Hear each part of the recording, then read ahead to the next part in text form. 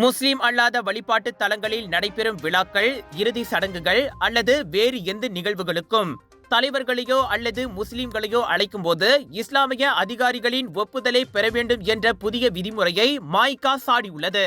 அரசாங்கம் கூறுவதை பார்த்தால் முஸ்லிம் அல்லாதவரின் இறுதி சடங்கு நடைபெறும் ஒவ்வொரு முறையும் ஒரு முஸ்லிம் நண்பர் இறுதி சடங்கில் கலந்து கொள்வதற்கு முன்பு ஒப்புதல் பெற வேண்டுமா என மாய்கா தேசிய துணைத் தலைவர் டத்தோஸ்ரீ எம் சரவணன் கேட்டார்.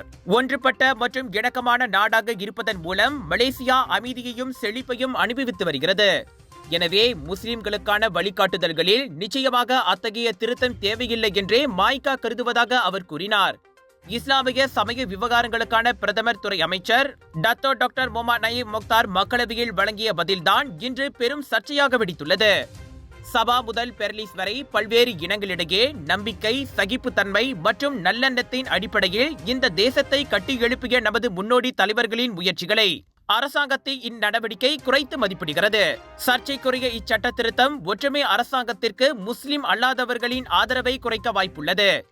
எனவே பிரதமர் டத்தோஸ்ரீ அன்வார் இப்ராஹிம் இந்த விஷயத்தில் அவசரமாக தலையிட வேண்டும் என்று நாங்கள் வலியுறுத்துகிறோம்.